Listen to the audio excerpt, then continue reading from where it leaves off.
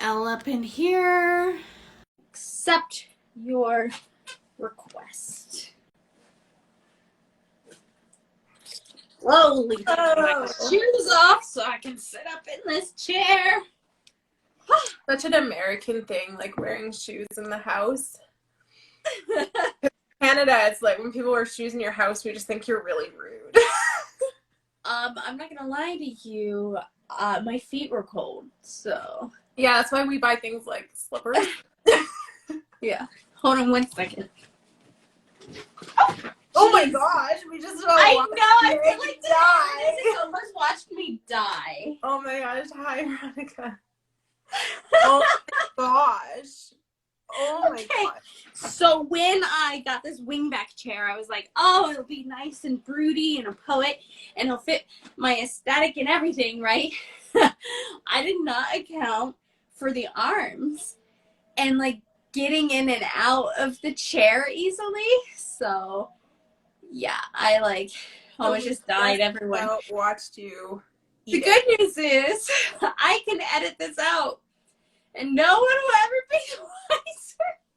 I think that you should keep it in so that people can see what I'm working with. I forgot a notebook. Hold on. Why do people think it's endearing? Like, oh, look at her. If people don't find us endearing already, they have not been watching the show. She goes out there and she tries her best. Gosh darn it. I'm going to buy your poetry book. Yeah. My life like flashed before my eyes out. Yeah. I feel really bad. I am like, so I just feel like I should preface this whole show by saying, you guys, I am under the weather today. I don't know what happened. I caught some kind of gastro bug. So it's been a long weekend for me, but we're here. I have juice so that I don't pass out on you guys to get some like sugar in me because I haven't been able to eat food, but I apologize if I seem a little out of it. That is why. Hilariously, I am also ill, but I have like some sort of illness. I had like it's not COVID. But yeah, it feels bad. So we're really winning, guys, but if I sound nasally, that is why. It's one of those things where it's like we always said, like, the nice thing about having partners is that when one is sick, like, the other one can kind of pick up where the other one's dropping. And then, of course, today, so I started getting sick Friday, and I was texting Meg yesterday, and I was telling her, like, oh, my gosh, like, I'm not feeling good. I hope I feel better by tomorrow. We had to film a podcast yesterday with Matthew Romeo. I was like, okay, like, no one, like, you know, the three of us are good friends, so I was like, okay, it's fine. Like, it's no big deal if I show up looking like I'm about to, you know, expire at any fall into a dumpster. Yeah. And then I was like, you know, it's fine. Like, you know, most stomach bugs, they last like 24 hours. So by today, when I feel like I need to be a little more human, I'll be better. And then it was like, I don't know what happened. It's like I took a turn for the worst last night. And so, but you know what? The important thing is that we're here and the show must go on. I'm really excited to be here still. This is what we mean, though, when we say, like, hey, we're always going to be here on Sundays unless something serious comes up. Like, just know we're not calling in sick on Sundays for illnesses. Yeah. No, we're here. And I mean, like, I've been looking forward to this show. So, like, we've planned our it was such a back in December. And I have been looking forward to today since the day we came up with this idea. Yeah. I was like, I cannot miss this. Like, I would be so sad if I was not here for this show. Well, this is like the tone for February, you know, like. I've just been so excited. Like, I cannot wait to get these authors on, like, hearing what they're going to talk about. And, like, I'm just, oh, gosh, I'm so excited. Yeah. I know I might not look like I'm excited, but I swear I am so excited for this. Chat, if we could let Elle know she's an Aries, her ego. Yeah, if you guys. She looks great. Yeah. Just send a thumbs up. Broke my ego a little. You're doing great. Thank you. What's the date today? It's the 6th of February today. Yes. Yeah, I'm so excited. Like, I can't wait. I think I've seen most of our guests have come into the chat. Okay. Hi, everybody. Some, I have and my I'm arm a super little bit excited about back that. today, so Yeah. we'll see how well I keep up with chat. Feel Should be free. fine. I feel like I can If you read guys it. feel like we've missed anything that you're saying in chat, feel free to repeat. Because yeah, we might miss some stuff today. Like, don't feel like. Before we get started, or anything, I've been meaning to drop this author for a while now.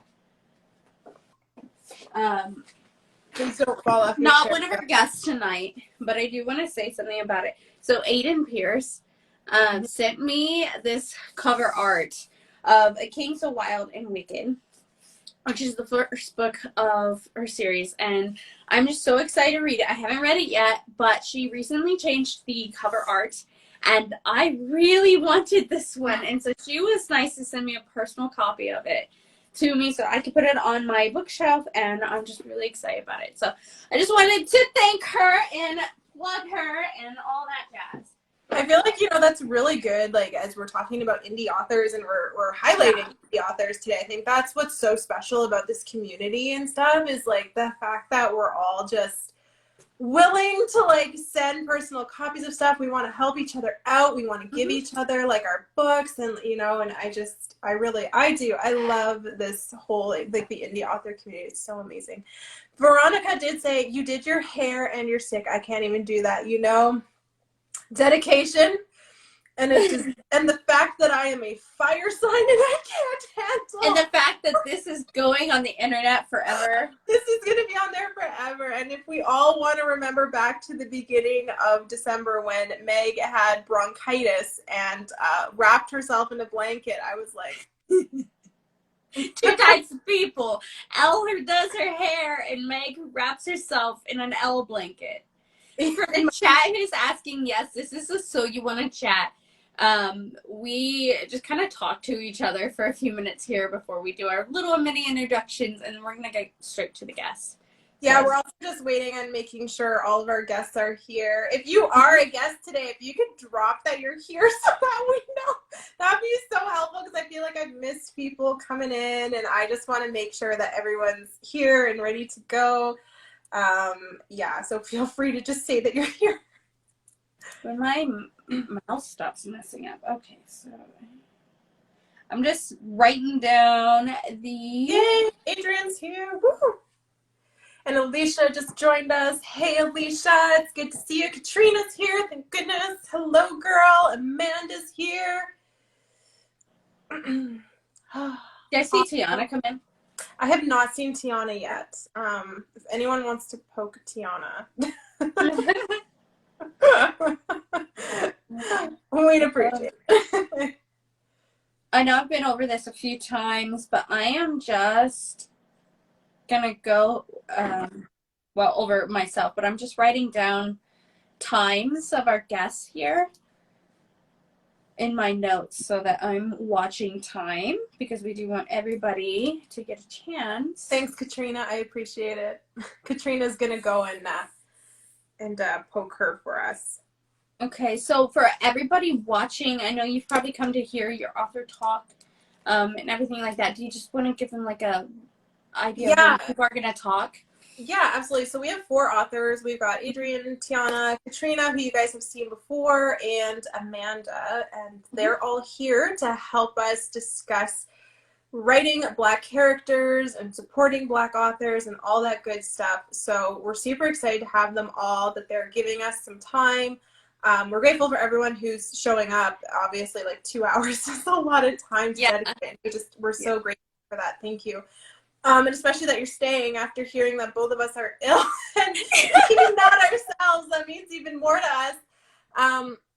So basically how it'll work is each author, they've got about like 20 minutes or so that they're going to share some thoughts with us and help us grow and learn. And yeah, so it's kind of going to feel like if you were at our Christmas party, it's going to feel like that, where we just kind of have people coming in and talking to us, and it's going to be so much fun. Is it like obvious how excited I am? Like, Yeah. Well, it's really exciting because, the content of tonight, but also for the fact that I don't have to talk a lot because this show is not about us. Like, it is so nice, actually. Like, we have little lines all about other authors, and that's like the best. Oh my gosh, yeah, these lovely authors are taking a lot of pressure off of us today. Yeah, we love having guests on our show. So if you want to be on our show. And we really loved the Christmas party, and we wanted to find ways to incorporate that more, to be able to get more authors and hear more voices, and like create a bigger community for everybody. And so we want to give you guys more resources and more people that you can talk to if you ever need it and stuff. Like, that's always been our goal. So yeah, so excited. I just want to say thank you to all 4 of you. Yeah. I'll probably thank you a million times throughout, but I'm going to throw you guys a thank you now because I'm really grateful for your guys' time. Okay, well, maybe we'll get started here because we're coming. I do want to say real fast, if you're here for someone in particular, we've got Adrian Edwards that's going at 5:20. Mm-hmm. Tiana is going to be here at 5:40. Then we have Katrina at 6:10 and Amanda, the author, at 6:30. So yeah. So if you're looking for a particular author, we should say for all of them, because I have to say all of them have really 100%. But it also will help if you're watching this on like YouTube later, like where to jump around at. Totally. Okay, well, let's get started here since we're getting close on time. I feel like people have probably listened to us just for long enough. I'm tired of your voice. Thank you. The love is felt today. Okay, well, welcome back to Juana, a show for writers by writers. We started the show to give authors a place to chat, hang out, and just generally be. The world needs more books. It needs your books. We are here to make that happen. I want to start, I know it's weird that I'm going to point out a shirt, but if you guys were here for our People of Color episode, which Katrina was a part of, and it is up on YouTube, you might remember this shirt. I know it's backwards. It says, "I stand with you." It's a shirt that I bought at a local women-run boutique, and all the proceeds from the shirt went to a really great charity, and I just want to plug that charity again. With it being Black History Month, with next month being Women's History Month, I just really love this charity. It is a Canadian charity. Yes, I'm Canadian. And it's called Black Women in Motion, and it's based out of Toronto. And their purpose is to support the advancement of Black women, gender non-conforming, and non-binary survivors of gender-based violence. So if you are looking for new places to donate this year, put this on your list. They are a really great woman-run charity, and I really love the work that they do and stuff. And so just consider adding it to your list if you are looking for where you can put charitable donations this year. All right, that said, I'm Elle. Hi, Elle. And I am so happy to be here today, sick or well. I have been looking forward to this show for so long. I am so excited.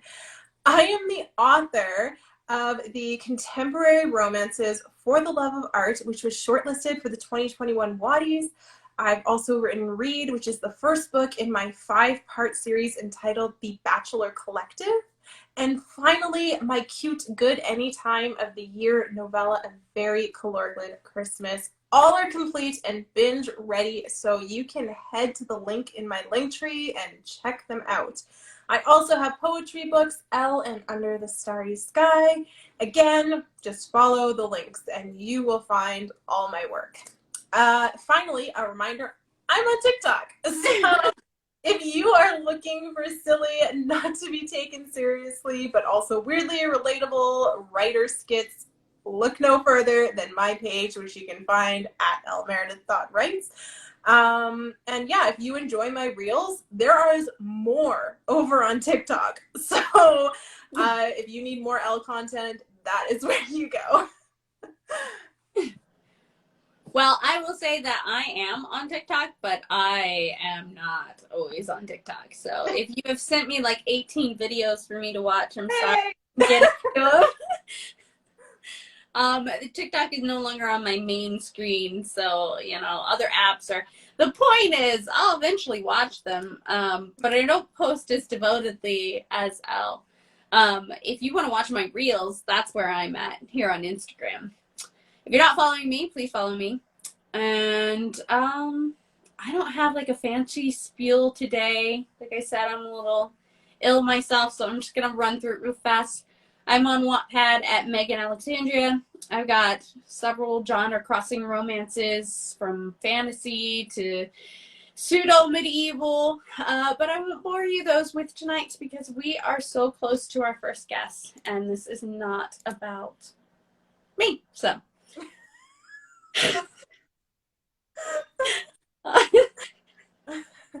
Ta-da!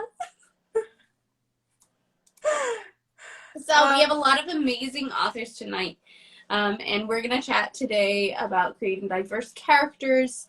And much like Elle, I've been really looking forward to the show. I think the show is really important way to start out Black History Month, and we're going to talk about a lot of things. And yeah, reminder: we have a Discord. Please join. Yeah. We do have a Discord. Yeah, we have a Discord. We've got merch, you guys. Meg actually yes. has some merch that this is some of our new merch that you can get. You guys can get a pillow and snuggle us. It comes in like different sizes too. Yeah. So yeah, if you want this, it matches my creepy Elle blanket really well. So, yeah. The Elle blanket is not in our merch, you guys.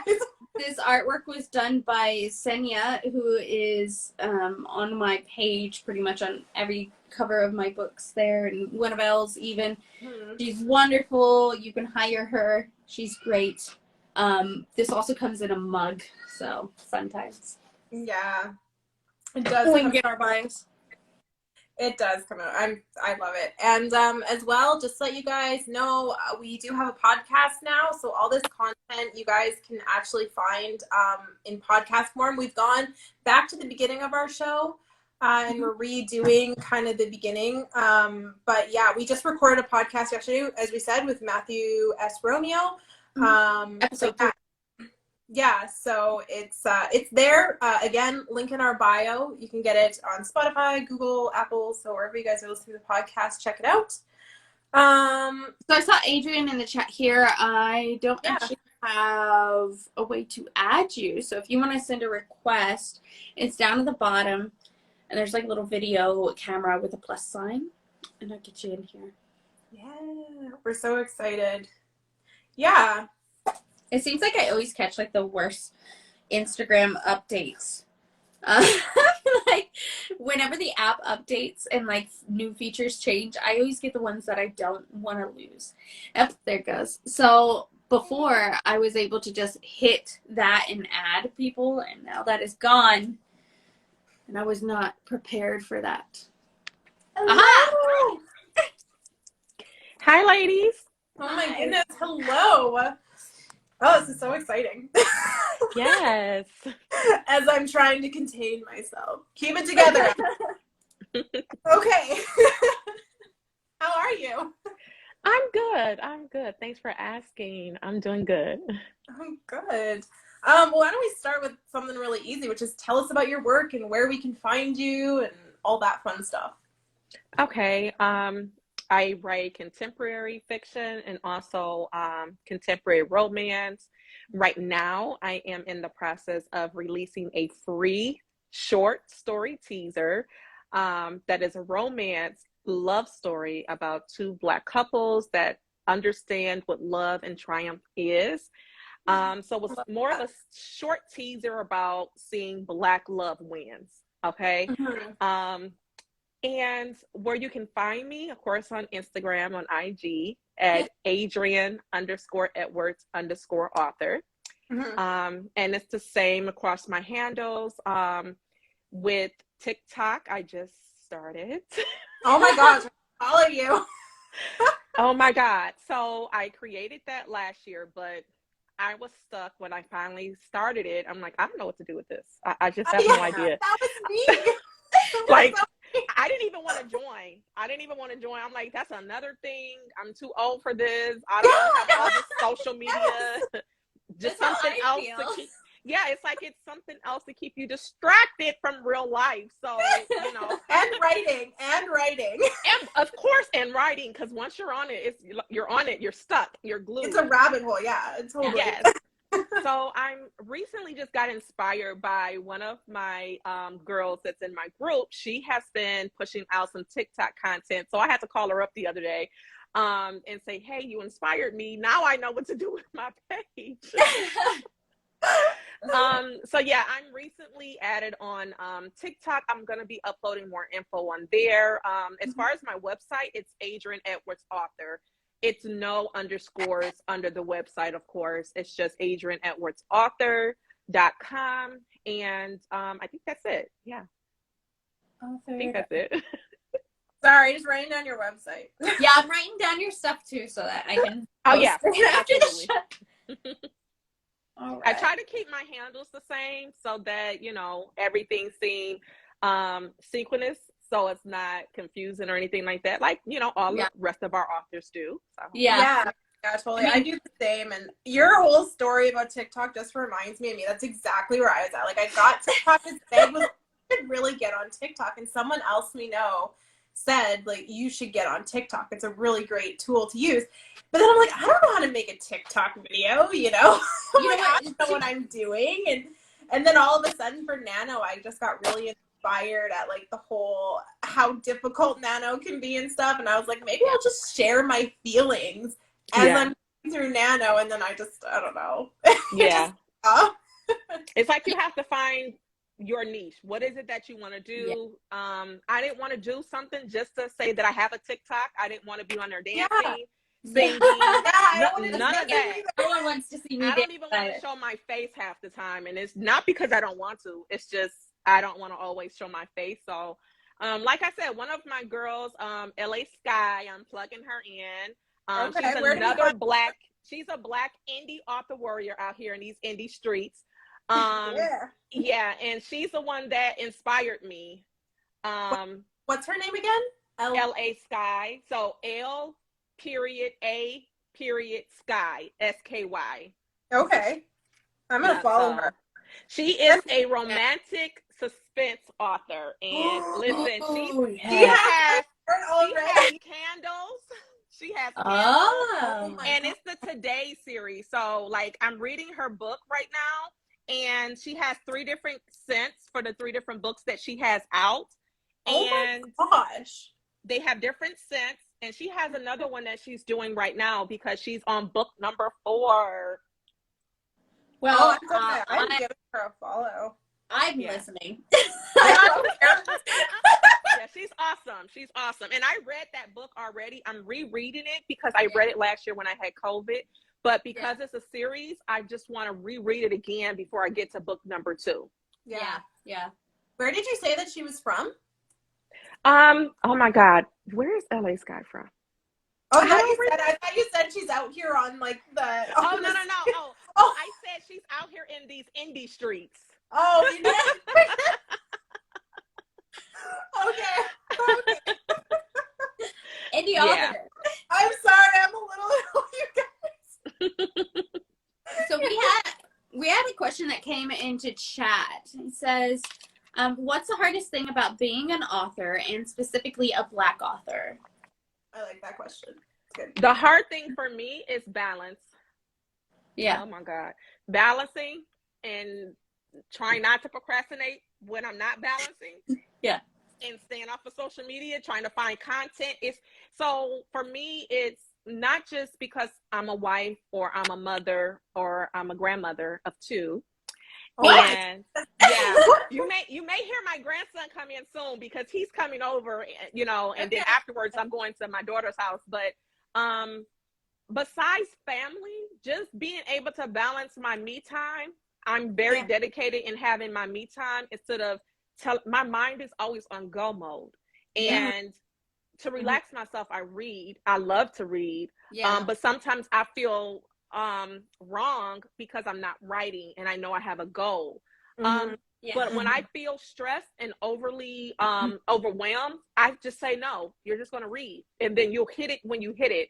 So for me, balancing is one of the things that I haven't found that perfect balance. And honestly, for myself, I don't think it's a perfect balance. I think it's just keeping something in your mind to know that you have to have a goal, but knowing that life happens. You can't say that you're not going to be faced with different challenges. My mom was just recently in the hospital for 4 weeks. That threw me off course.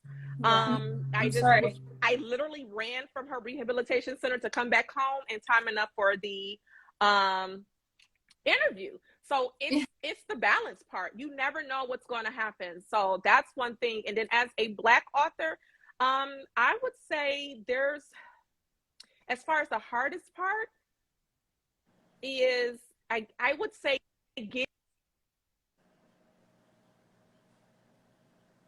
I said I had an interview today. Sorry. The hardest part is basically getting other people to not only just read your work, but not come in with preconceived biases. So I had one person that me and her are in the writing community, and she asked me a question about my book, and she said, does it have a lot of cursing in it?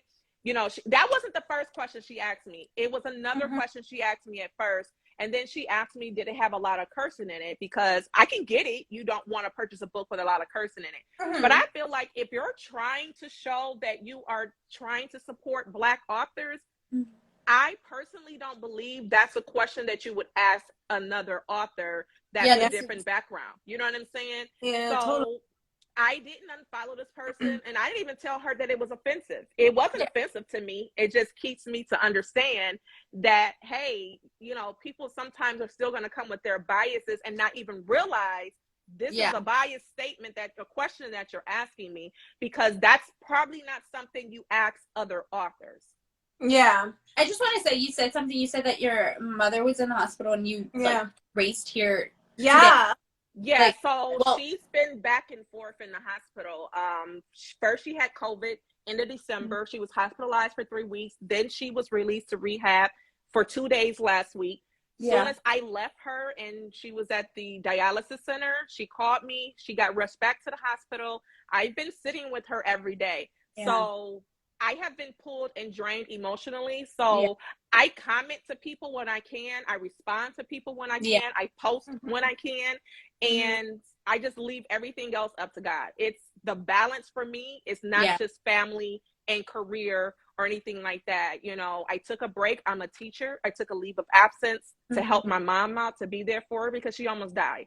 So as far as balance, that's why I say there's no perfect balance, because that's like saying, you know, nothing is going to happen. And we don't know that. We don't know that certain things may come up, and you may have the perfect plan, the perfect goal, the perfect outline, when you're going to write, when you're going to edit, and it doesn't always work that way. Right. So I just want to thank you. Oh, sorry.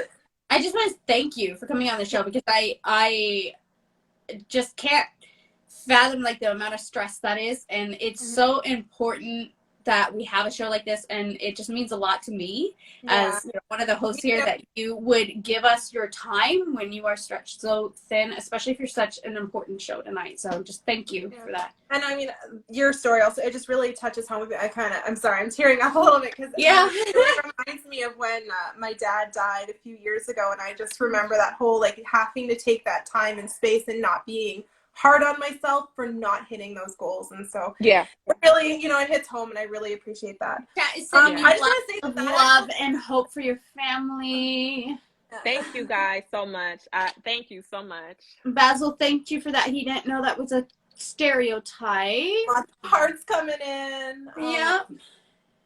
I was going to say that actually what you were saying leads us right into, you know, when we discussed the show, you wanted to kind of share a bit about supporting Black authors, not because it's a fad, but, you know, really do need diversity in our reads. So not just for ourselves, but for like our children and everything. So do you want to expand on that maybe here? I feel like it's a good segue.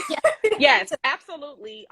One thing that I want to say is that when it comes to supporting Black authors, I would like to see people doing this because this is something that they are willing to broaden their horizon on. To diversify your reads does not just mean supporting Black authors in Black History Month. I won't post certain things on Black History Month because I want to get the idea, the ideology that we should be doing this all through the year, round. right? Yeah. I'm a person that I was, of course, raised on reading. I love reading books. I first fell in love with reading with the Babysitter Club. And it was such a beautiful read to me. No, there wasn't a Black character in it. No, there was not diversity too much in it. But it was a book that I fell in love with. As I continued to grow up, I read Black stories. I read white stories. I read my type of diversity, but it was what was put in front of me, if you will. I believe not just to support Black authors, but support people that talk about disabilities. When we're talking about diversifying our reads, it's about also picking up books that have people that have disabilities, people struggling with disabilities, no matter what that disability is. It can be two people that's in love, but it can be someone that's confined to a wheelchair, someone that had an accident. So you're going through these different issues with these, but you still see it's love to see a story. And there's diverse characters. I love it. To see someone that's not thin.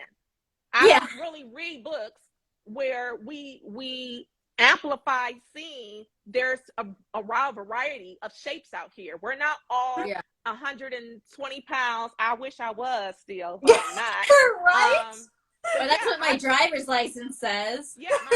Listen, I want to see more books that have, as we call it, the big girls, the beautiful girls, the beautiful men that's out here. That's not just one size. So seeing more diversified reads to me is not just saying I'm supporting Black authors. Diversifying your reads mean you are incorporating books that you wouldn't necessarily incorporate into your reads to see how can I be more supportive to other authors. Diversifying your reads also meaning including indie authors. So of course I'm going to wear my brand that I support indie authors. Hello. Indie authors is also another way to diversify your reads. So at the end of the day, supporting Black authors to me doesn't mean I'm showing up during Black History Month. That's great. I'm not one of those persons that will knock anybody for showing up Black History Month and then ridicule you that you didn't the rest of the year. I'm not going to say that. I'm not someone that wants to beat anybody else down. That's not the way I am. And that's not the way I'm constructed, especially when I love to amplify all women. But what I would love to see is that we come together during different months, during different times, and not just showing up on someone's feed when it's Black History Month, not just doing certain things to say, okay, you can't say that I have not stood up for the Black community because I've done this or I've done that. It's about what you do behind the scenes. It's about how you feel inside your heart. It's not about showing up for social media, because to me, social media is not really real. I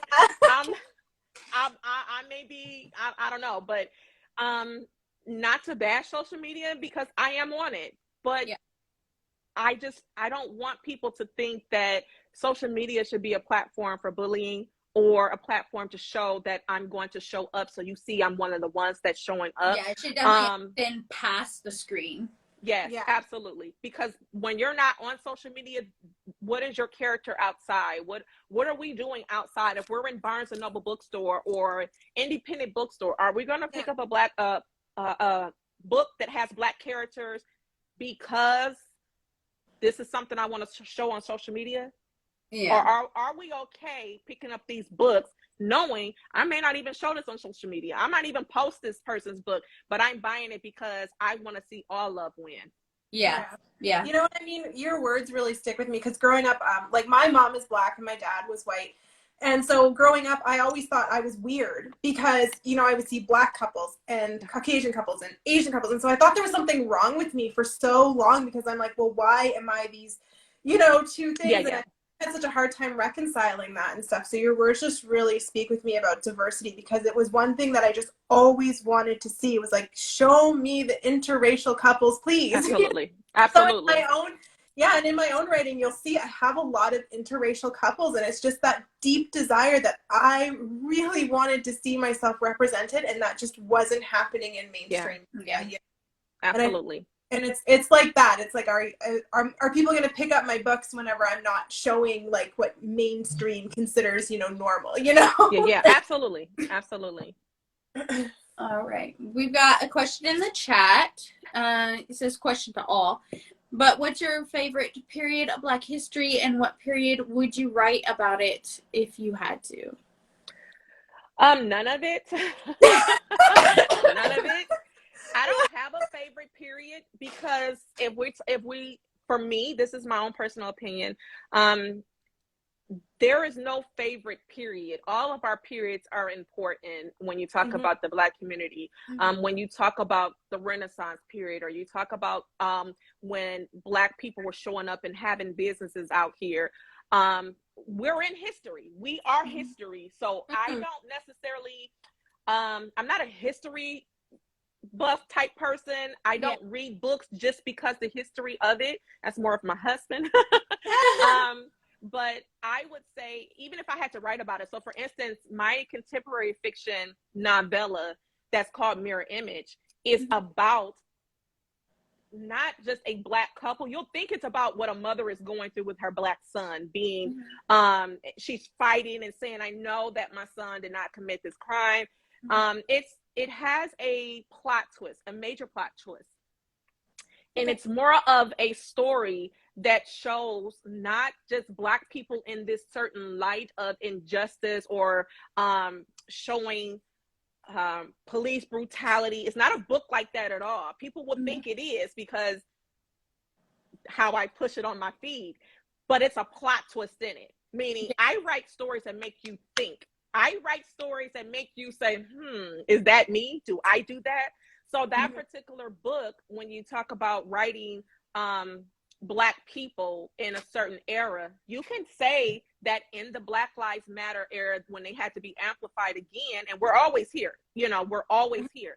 But what I did was I created a story that I saw come across my vision. And it was really, how do you feel if you were in this person's shoes? How would you deal with this if this was you?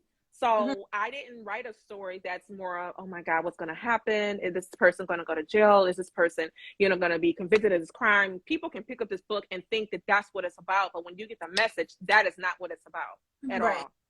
Right. Nice.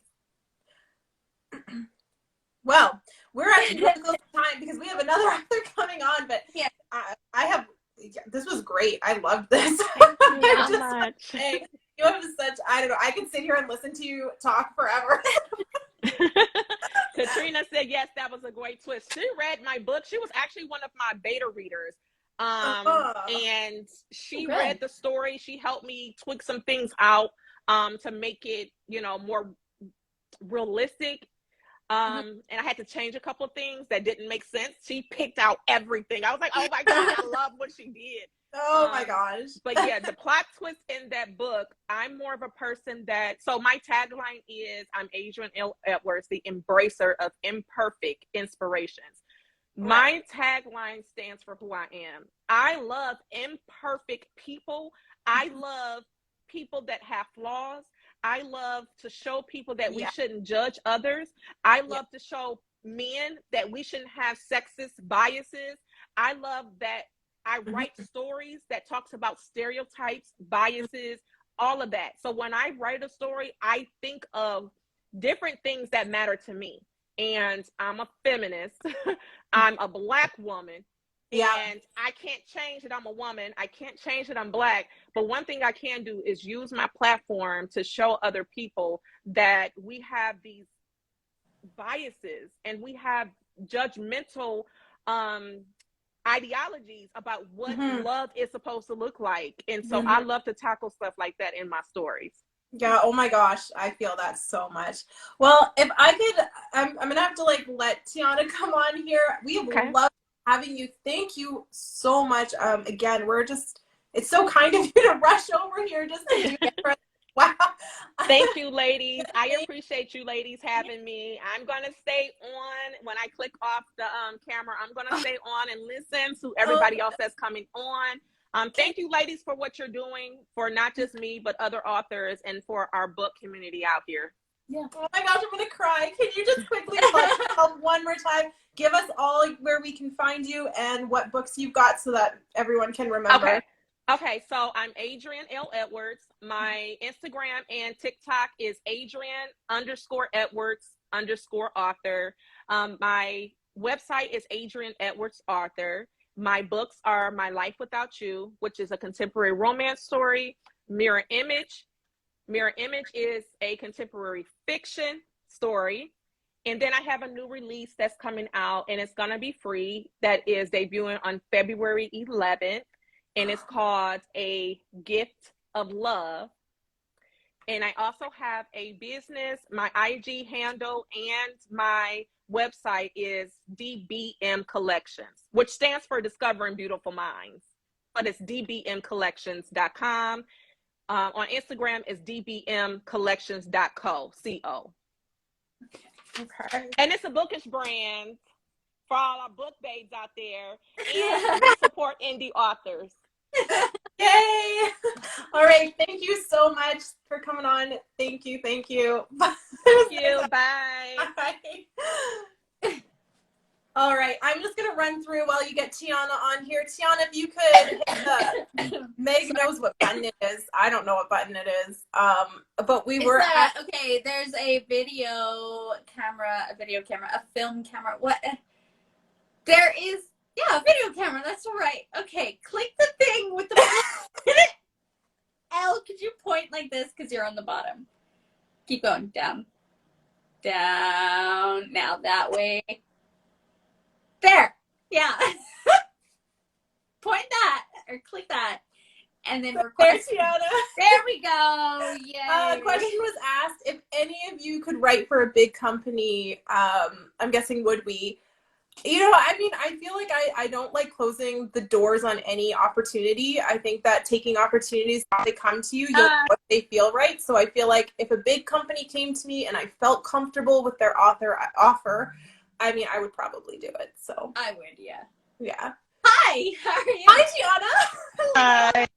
Oh my god, it feels like it's been so long. For anyone who doesn't know, we actually did a show with Tiana last April. And it was a blast. So almost made it a year. Almost a year. Yeah, we almost made it to the year anniversary. It was a good time though. It was my that was fun. Days.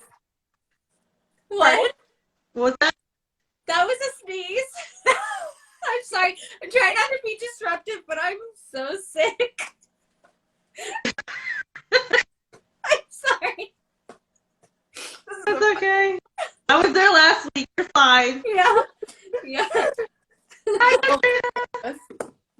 All right. Well, let's get this going. We'll let Tiana talk so that Meg can stop embarrassing herself. Tell us where we can find you and about your work and stuff like that. All that fun stuff. Okay, so I came prepared. I have my little book here. Woohoo! Yes. So, yes. I'm the author of the book Bang, Blood, and Water. I'm also a publishing consultant. That's new. I just started up, so hopefully we can get some people on here to join me. Yeah. Woo! Join your people. Yeah. It's really fun. I help people self-publish their novels. What else do I do? I also write, obviously. But I'm working on my second book called Beast of Ashford, Wicked Company. So that's coming out hopefully in the summer. I'm trying to get it done, so we'll see. Yeah. And where can we find you? Looking for you. Oh, that's right. You can find me on Instagram under Tiana Ray Author, and same as a TikTok, same name and everything. Oh, you're on TikTok too? I'm Dang, all these Trying to be. feeling attacked like I should be on on TikTok more. Right.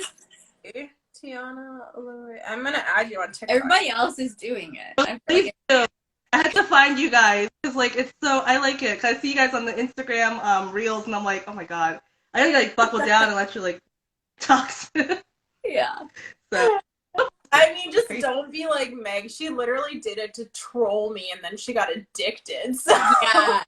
That's how I did the reels, because like Elle was like, I'm gonna do reels because I think it can broaden our horizons, and yeah, she's right.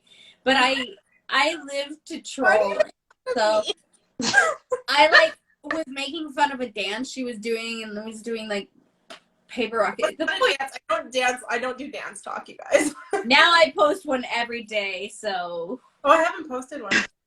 I feel like a clown. I saw the one that Elle did with the like dun dun Oh yeah, like that weird one. You go like Yeah, that. that's what I was making And fun of. so I saw Meg. I saw Yeah. Meg and she was like I was busting like that. It was it's great. so easy, Meg. It's just 1, 2, 1, 2, 3, or clap up and down. I don't. I I know what all those words mean separately. Okay. Let's get to yeah, I saw do that one, but I'm too nervous. Like, Clap and then up. Down. Okay, you guys. Let's get into the questions here. all right. Okay. So Good. I was just kind of thinking, obviously we talked to Adrian a little bit there. I was wondering, is there anything specifically that you think that we should address when it comes to creating Black characters or supporting Black authors, or any tips that you have for that? don't be stereotypical. Like, don't put a bunch of stereotypes and hope that's what, like, if you have a Black character, don't automatically make them live in the ghetto or make them ghetto. I mean, if the story, like, calls for, like, them to be out, like, in the city or something, don't make them that way. You know? Yeah, just avoid stereotypes, because that's just horrible. And nobody likes being stereotyped. No, I totally. Yeah. When you come, like, I was gonna say you can also like invest or find like sensitivity readers too to avoid those stereotypes for sure. Yeah, totally. And then also research. Like, I'm writing Native American characters for Beast of Ashford because it takes place in the cowboy days. And I don't know enough about their culture. So I actually reached out, I believe it was to Meg, and then Meg referred me to Elle. And she referred to someone who was Native American, and I got to ask them a couple questions. And I was like, well, how does this work? What do you believe in? This kind of stuff. Like, and now I feel like my book is stronger for it and actually, like, represents, hopefully it represents everything well. You know, so, like, ask a person who don't know the answer. That's another thing you could do. And I will say, like, Meg and I are always happy to try and find, like, authors for you guys. Or if we know anybody that comes to mind, then we'll obviously point you in direction. I was just saying how much I actually love the indie author community for the fact that it seems like everyone is just so willing to help each other. Like, there's not that competitiveness of, no, I'm not going to help you because I want my book to be noticed. Or, you know, it's like everyone wants to help everybody. We all want to create good books and make sure that we're represented in books, and you know, it's just, I really love it. It's so great. We got a question in the chat. It says, Fanged Universe starts off in modern times. What made you go backwards to 1800s with Wicked Company? Oh my gosh, it sounds so good. Oh my gosh. Okay, so I just, like, there's certain things where, you know how, like, inspiration will hit you? I love cowboys and I love westerns. And I was like, well, my boyfriend and I were watching the show called Hell on Wheels, and I got really inspired by it. And it's back in the 1800s and everything when they're building the railroad. And I was like, well, how cool to have a cowboy? And I did research on it, and I found out a lot of cowboys were actually African Americans. And I was like, well, that's great. Let's jazz it up a little bit and make it a girl cowboy. Well, a cowgirl, whatever. And the story just kind of grew from there. And I love having a big universe where everything's connected. So I was like, well, what if I make it the same universe as Fang, but it's just like a couple hundred years back? And I'm Yeah. like, yeah, let's do that. So that's how it happened. Yeah, I like it. There's another Um, that came in. Read so stereo. Okay. I love Cardi B and have a character like her, but worried it'll be offensive. What would you suggest? I Oh mean, I boy. think it's often Okay. You said base all of our characters off, people that we know, and it's honestly always from our own perspective. Like, yeah. and I would make sure that you have somebody else read it, like a sensitivity reader or somebody, kind of like a new set of eyes on it. Yeah. Make sure that, the character is, I guess, not a stereotype. Like, you can have traits, but, like, you just want to make sure that you're not, like, being a jerk, right? Like, I don't know how to yeah. I like would definitely have a that, sensitivity. but, like, you might not realize something if you're, writing it. Yeah. Yes, that's fair to like look it over and Yeah, just if you're make not sure. sure, it is good to have a second pair of eyes, Yeah. I love Yeah. Cardi B too, though. Yeah, that's what I would say. But I mean, I do think a lot of the times whenever writers base a character off somebody, we Yeah. tend to go from our perspective of that person and stuff like that. So, yeah, I mean, I agree with getting a beta reader, but I mean, I can't imagine it would be too offensive. Yeah. Like, Yeah. as an idea, I can't imagine that it's, too offensive to do. But yeah, actually, I'm pretty sure, speaking of sensitivity readers, Katrina, who's in the chat, who will be joining us, she is a sensitivity reader, if I remember correctly. So, yeah. That is writing that down. Writing which down? That Katrina is a sensitivity reader. Yeah, I'm pretty sure she is. When she was on the show last, she was talking about launching that service. So I could be wrong. She could come on here and get really mad at me and be like, "Oh, like I don't do that." Okay. Yeah, you just got a bunch of people. Yeah. She could unfriend me. We don't know what's gonna happen here. I don't think she'll do that. She's sweet. So, how has your experience being a Black author shaped you and your writing journey? Oh, okay. So, when I first started writing, I write urban fantasy, which, if you know, it's pretty much a like a white. There's not a lot of like representation for different cultures in it, and that's why I started writing things, because I was like, I want to see like a kick-ass, strong like Black female lead, just taking care of monsters, and like I didn't really see that whenever I was reading. I'm not saying there's anything wrong with with it being a white space, but like it's nice to have like a little color in there and be like, hey, here's a little sprinkle of color, whatever. Yeah. And be represented, yeah. And I would love to see like someone like me, like well, I did that because I'm not gonna keep it like but my character, I believe she's 5'2", 5'4", like me, I'm 5'2". She's Black. She has short. yeah, I'm a very short person. So short. I'm 5'1". 5'4" over here, and you're 5'. You're 5'5". Welcome to the short club. 5'1". I'm like 5'4". I'm average, and I just feel so tall. You're a giant compared to us. It's fine. Sorry, keep going. Facially I interrupted you. I'm sorry. That's okay. But I wanted like a short. I wanted a short female lead because like we don't really see that. Mm-hmm. And I try to do with the hair. I try to do something different with each character, because when you see representation in the media, it's like, I'm not doing a good example of it right now, but it's mostly like straight hair. It's not like the kinky curls, the cute curls, and the afros and everything. And I'm like, I want to see that.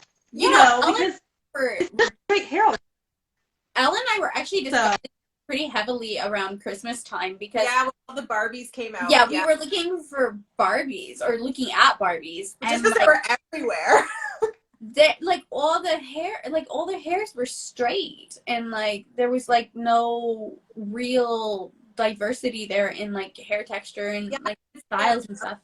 Yeah, you see like a black Barbie with hair like mine. I mean, I know like I am half black, but I obviously like I got like my dad's hair, and but it would look like this, and I'm like, this isn't like, you know, I was like, where is the diverse hair? Like, why is it that we are not representing everybody? Like, we went on a mission to find. We did. We started sending each other pictures of Barbie dolls that actually seemed to celebrate like different cultures and stuff. Like, I found a Spanish Barbie that looked really like, I was like, hey, this person actually looks Hispanic. But like that's why having shows like this is important, and because, and like, you know, supporting diverse indie authors, because, you know, if we can get our books to reflect that, then the rest of the world starts changing around it, you know, and then, you know, maybe we won't have to spend an entire December mad at Mattel, you know. Yeah, like Meg and I were like literally angry about Barbies. You know, we're 30-year-old women angry about Barbie's lack of representation.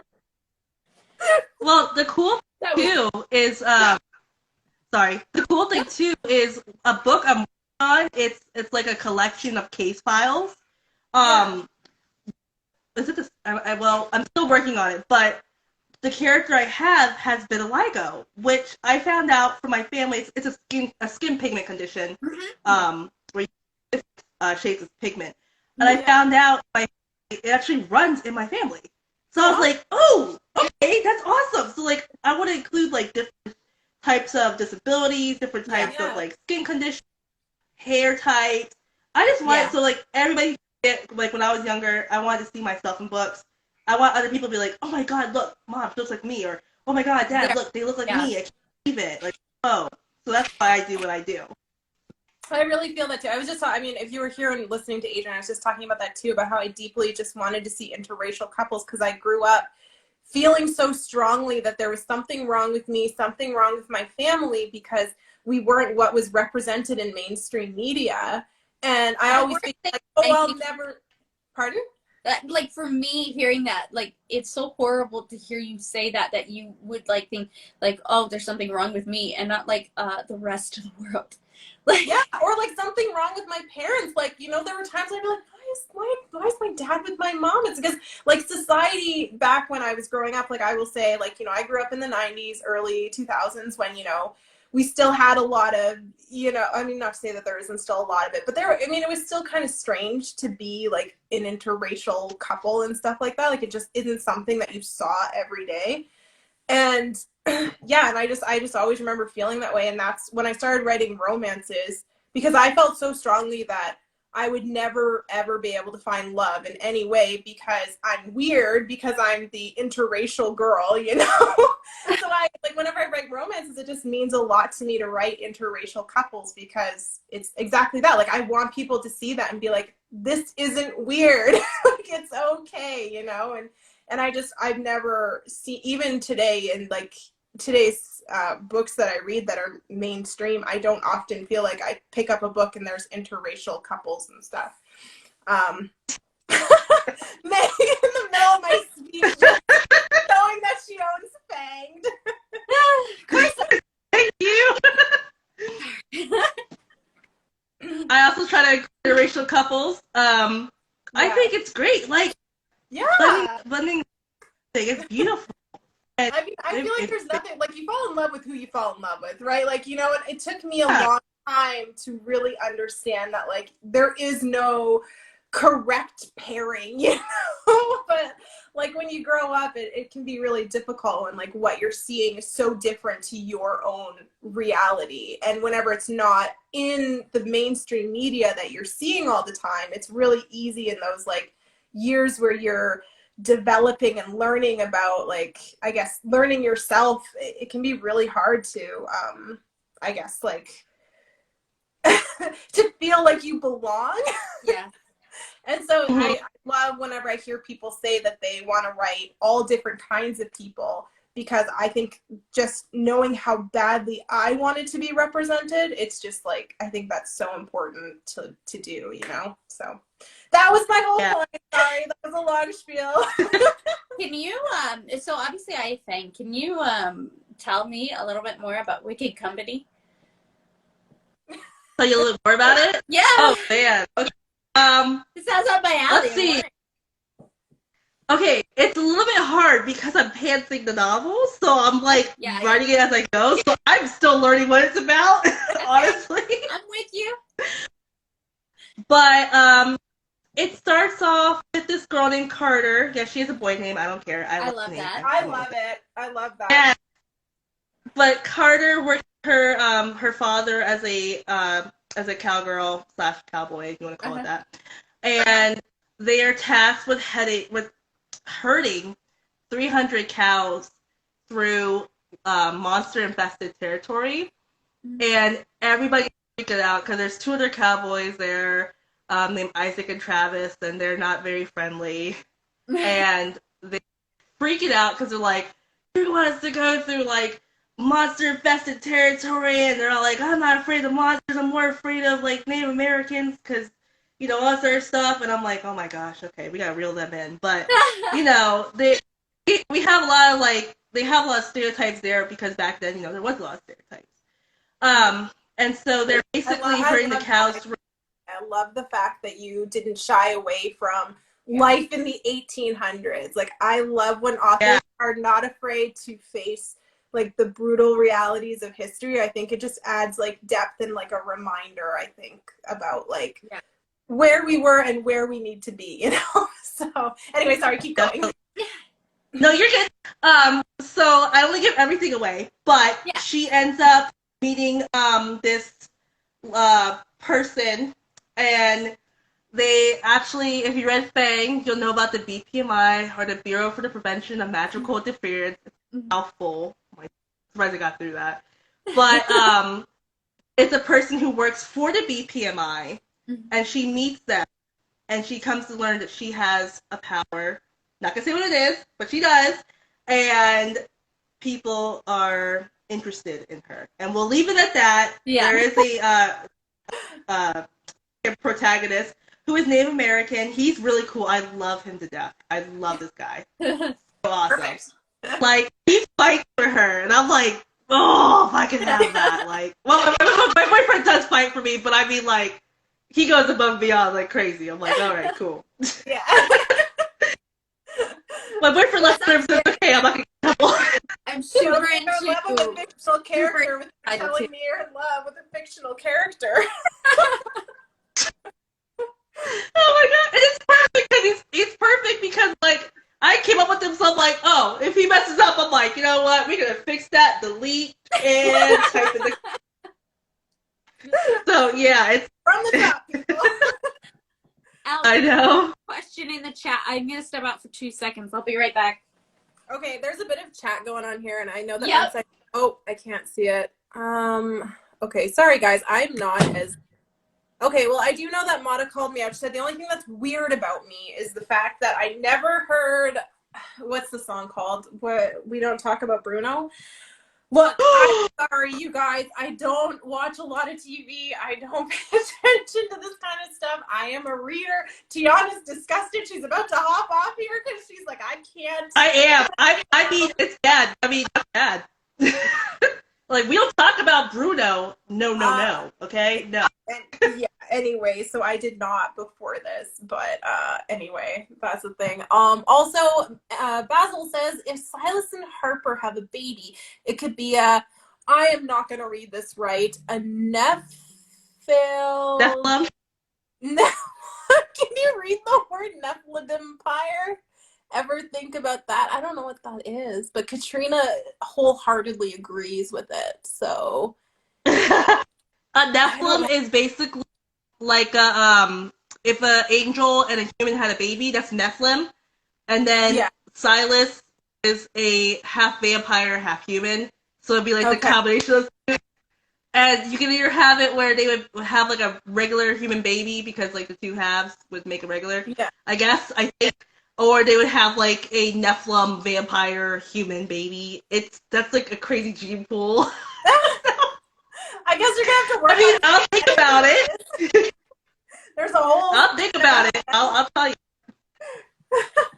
That's so funny. Okay, I'm so I am sorry. back. About that. And again, Katrina, I'm sorry that I don't know about this Bruno song. You guys, you have to understand that I listen to podcasts and I read books, and I'm a very sheltered woman.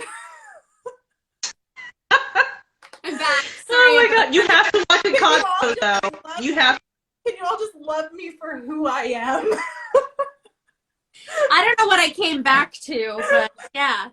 You came back to Elle being called out, and you got to make a whole new genetics pool. So About not knowing about Bruno. yeah, the whole. Glad I'm not the only one shocked and disgusted by that Elle. Actually, thanks to Mata. Oh, Mata. Okay, well, quickly before we go, now I don't even know where we are. I don't know if we asked this question. How has your experience being a Black author shaped your writing journey? Has it affected it? Has it changed it in any way or made you think differently? I think it's more, I like it just for the simple fact that I get to put out there what people don't usually see and change people's minds and entertain. And that I do love. I think it's a nice, beautiful thing. As far as what I've learned from it or anything, I mean, it's harder, definitely. But it's worth it, and I don't know where I'm going with this, but it's definitely worth it. Just being an author in general, and representation of different shades and different races, and just different people, walks of life. It's nice. It's definitely worth it just to have people see themselves in different media. So yeah. I love that. That's so good. So also just before, because I saw that you have a new show coming with two other writers. Yeah. And so maybe before you go, do you want to just quickly talk about that so that people know? Because there's obviously going to be more support coming for indie authors out there, and we want to be able to share that with everyone. So could you just quickly maybe tell us about it a little bit and tell our viewers? Yeah. So, do you have a start date? We're still deciding that. Okay. We're probably going to be asked about it today. So basically, Valerie Evans and Hassan, we got together and we were like, you know what would be really cool if we could help other authors promote their work and answer questions and also inspire people. I was heavily inspired by you guys because I feel inspired every time I watch you guys' show. I'm gonna go and start crazy. You're welcome, guys. And saw what you guys are doing, and we wanted to help too. And so the main part of our show is to help promote other authors' work. Yeah. So let's say I know Elle, you have it's the doctor. I can't think what the guy's name is. You know it. The doctor. Yeah. Reed. Yeah. I don't know. I was thinking something like Bees. I don't know why, but I was like, not Bees. Right or nothing. I'm like, it's something else. But you have Reed coming out, or it is out. It is out. It is out. Yeah, so what we would do is actually promote your book and have you come on here, answer some questions, and then get to know you, and or others would get to know you, and then they would be able to ask questions that you could tell them, hey, this is how I did this is my experience, and hopefully with answering questions and with Valerie, me, and Hassan at different writing stages. Valerie has, I think, 8 books out, which I'm still in shock of how do you do that? Yeah. And I only have 1 book out, working on my second. Hassan is working on his first, all at different stages. So we can answer questions at different stages, and just help people understand how through the writing process, as well as show off their work and be hey, my new book's coming in a week or 2. Yeah. Would you like to tell you about it? And that's what we decided to do. So it's called Whip. I believe it comes out. Let me raise my hand and say I am there for it. You can definitely ask me to come on anytime. I am loving that idea. Yes, we will be messaging you shortly, and we hope we're gonna have our first show. It's gonna be me, Hassan, and Valerie just talking and production and everything. Yeah. And then we're going to have other authors come on. Yeah, so we just like to inspire, promote, and help develop and everything. And so we're just doing that. Yeah, and I think that's so important. I actually made a reel the other day, but like a candle loses nothing lighting another candle. So like I think it's so important, especially in the writing community, that we just continue to, support and help and yeah, reach as many people Right. as we can. yeah. Yeah. So. Well, all right. Well, we are a little bit over time here, and Katrina, I'm sure, is just dying to get on and tell me if I'm right or wrong Already about in the my sensitivity reading thing. So, Tiana, thank you for coming on. Can you just quickly, once again, plug yourself and your work so that we can just get a refresher of where to find you? Yeah. Okay, so again, I'm Tiana Lorraine, author. I'm on Amazon. I am on Amazon. I'm on TikTok and Instagram, and my books are on Amazon. I wrote Fame, Blood, and Water, Beasts of Ash for Wicked Company. It's coming out soon. And I'm also a publishing consultant. All my links are in my bio. Awesome. Well, thank you so much, Tiana, and it was so good seeing you again. See you some other time. See ya. Thank you. And Meg's dying again. Okay, let me get Okay, Katrina, it's your turn. Get in here, girl. Can I just say that Katrina just said that she was 5 foot even, so she's even shorter than you. Hi. Hi. Your hair's so You are cute. 5 feet. Thank you. That's shocking. I just washed it, so it's nice and twisted and fresh for you guys today. You always look so gorgeous when you come on here. Stop showing us up. It's progressively. I get it from y'all. I get it from y'all. You know, I gotta show up when I get on here with y'all. I'm like, all right, they're gonna be going here looking cute. I gotta pull something together. I needed that stroking and someone telling me I'm pretty, because like I'm Stop just it. trying so hard to stay upbeat, even though I'm like I feel terrible. So. You both look like I'm so trying good. Meanwhile, like my office is slowly getting darker because like the sun's going down, and so I'm just becoming like this, like It vampire matches Greg so- back here. Pretty soon you're not gonna be able to like. Maybe I This is should. exactly what happened with our podcast when we were doing it yesterday with Matthew. We were all like sitting, and all of a sudden Meg just keeps like getting darker and darker and darker. Matthew pointed out that it matches her aesthetic, and I agree. Like, With the chair and the skull in the background, it just all goes together. Yeah. I mean, I don't know if it should be that light. And Katrina, welcome back. I feel like we're always bugging you to come and hang out with us all the time. I'm surprised I you can't haven't got say to no. like, no way. But yeah, why don't you start by telling us about your work and where we can find you? Yeah, so my name is Katrina Ann Lewis. I am a fantasy romance author. I debuted my first novel, Heavy is the Head, Love and War, which I have prepared. I learned from Tiana. I came prepared today. It came out May of last year. Not fine. You can find it on Amazon. I also have a paranormal vampire romance coming out on Wattpad for free, starting February 14th. I'll be debuting. Yes, girl, got the bug. It's gonna debut on Wattpad starting February 14th. The first 5 episodes, I'll be like doing it 5 episodes at a time. So that's been fun. And yeah, I'm on TikTok, I'm on Instagram, Twitter. Where else am I at? I think that's it. At Katrina Writes _ Oh, and I said Instagram. Yeah, I'm on Instagram. I hope you're on Instagram, otherwise how are you here? Cat loves your glasses. Thank you. Yeah, everyone is in love with you, Katrina. And I love them back. I wouldn't be like, yeah, no, I wouldn't like. So many people have helped me to like get to where I am. Like, they know I love them just as much as it's reciprocated. Oh my gosh. I'm still just trying to think about the fact that you're only 5 feet even. That's just getting. I am.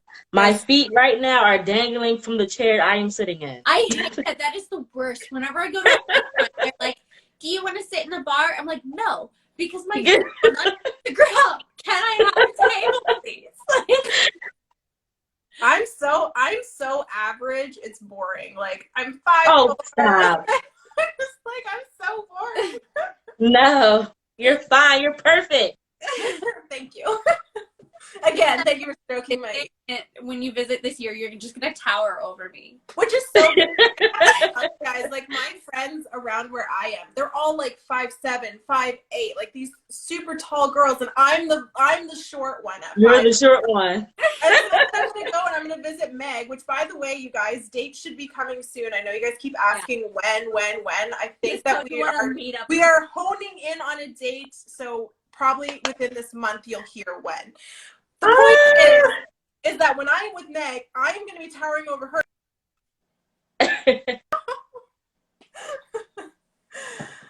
I think you glitched out there. I think yes, you did. Yeah, I think you glitched out there, girl. On me. And anyway, I'm sorry, guys. I have bad internet. Okay. Yeah. 5'7" is definitely tall. Okay, when you are 5'4" and you are looking up at someone who's 5'7", it's it's tall. 5'7" is tall. If you are over 5'5", you are tall. So I don't want to hear it. Okay. I have a friend who's 5'10" as well. Like she's tall. She's beautiful. She's a beautiful woman, but she's tall. And I'm always like, hey, what's up? My niece is really tall. She's 5'10", 5'11". She like towers over me. I'm like, how was your day today? Oh, good, Auntie. I don't want to squash your time, so let's kind of talk about you. Yeah. You want to? Okay. What advice would you give writers? Like, what things should they avoid, etc.? Yeah, I know, like, when we talked about the show, you were kind of wanted to talk about, like, supporting Black authors outside of just this month, which is, dedicated to Black history and stuff like that. Yeah, I mean, like, Adrian, she touched on it so well earlier during this chat. You have to make it, it's almost like a mission you got to go on, because there's a whole entire system in which does not benefit people who look like me, or people with disabilities, or people who are not white cis males, or maybe white cis women. Mm-hmm. So when you go and you pick up a book, you want to make sure like you're diversifying your reads, because there may be a book by a Black author who's going to talk about something that you may not have even thought about. Yeah. Or consider, or like how she talked about how you may pick up something that's talking about love, but the person's wheelchair bound, or lesbian love. You should just diversify your reads, period. You should make that part of you, like who you are as a person. Mm-hmm. And supporting Black authors extends way beyond February. Because when February ends, I'm still Black. I'm still gonna write Black stuff. Like, this ain't going nowhere. Yeah. So yeah, no, that should just be part of like who you are as a person, because I'm pretty sure like most people, someone who doesn't look like you, or you have family members who don't look like you. You want to make sure, that you're reading things that are more diverse. Yeah. Back facing, which are authors, because not all Black authors write Black characters. So you want to pick up a book by a Black author, and then you also want to make sure that you're reading books with Black leads, because that's important as well. Like, I really made sure when I wrote Heavy is the Head, which is a fantasy setting, and we don't often see Black people in those settings. I made sure, like, hey, I want this to be an entirely Black cast, and I did that. So if you pick up Heavy is the Head, just saying, everybody Black. Yeah, and I mean, I agree. Like, as an author, like I don't necessarily always write Black characters or mm-hmm. Black, but I definitely like to pick up different things. Like, I have a young adult romance that I'm writing. The lead character is actually Asian, so mm-hmm. it's different. But I think that that's just so important. I want to be able to represent different people and different relationships and stuff like that, because I think that is what's missing. As I've said a million times this episode, it's what I've felt has been missing my whole life and has always made me feel different. So it's like, if I had any goal as an author, it's to normalize all kinds of relationships, whether someone's wheelchair bound and one isn't, I think that is so important to show all that kind of stuff, and Or all even, year round. right, and even in the sense of how you spoke of like interracial couples, Love Bites is actually going to be an interracial paranormal fantasy romance. Excited. But it's in a sense where the woman is black and the man is white, because then that becomes a whole other conversation of like, back to what does love look like, making sure that the characters are diverse and not falling into kind of like these tropes of, usually when you see interracial couples in the media, it's either the racially ambiguous man with a white woman. So diversity across the board. You really want to, like, who doesn't love a diverse, just like group of people in books? That should just be like a thing. Like, that's just like. And I think I'm going to self-plug here for a minute. So I have my Bachelor Collective series, and that was one of the big things when I first started talking to Meg, is that I was like, I need these characters to all be different, because it's weird to have a group of 5 friends that are all white. I'm like, this is 22. You know, I mean, look at Meg and I. And so I purposefully went out of my way to make sure that I was doing interracial couples, that, not every man in this series was white. And my first Adam is an interracial couple with a white man and a black woman. And I really wanted to touch on that because my mom, being a black woman with a white man, has shared a lot of struggles that come with being in an interracial couple, things that people don't always think about or understand when they are dating someone of color. And I really wanted to bring that out to light. And I'm like, well, if other people aren't doing it, why don't I do it? Like, why don't I talk about the hard things, but in a way that, like Adrian said, will make people think, And so anyway, just adding to that. I also quickly want to touch on, I know I've seen in the comments earlier, someone was asking about like creating a Cardi B like character. That, I would just say, like, just make sure your character feels like a person. You're not writing a stereotype. You're not writing a trope. There's nothing wrong with, writing a inner city person of African American descent. Nothing wrong with that. And what comes with that, they can have they may have a city accent. Like me talking to you guys now, I'm from Philly. I can get to talking real fast. You'd be like, wait a minute, what you talking about? Exactly. You're doing stuff like that. I can, code switching. You can switch it up like that. So there's not necessarily wrong with that, because that's part of who people are. That's part of their backgrounds. That's part of their story. But you just want to make sure, like we said again, get those sensitivity readers. Do some of your research just to make sure you're not writing a stereotype. But again, not everyone has to be like, would you like tea, madame? Like, we're not saying that. Like, you can write black characters in all kind of settings with all kind of backgrounds.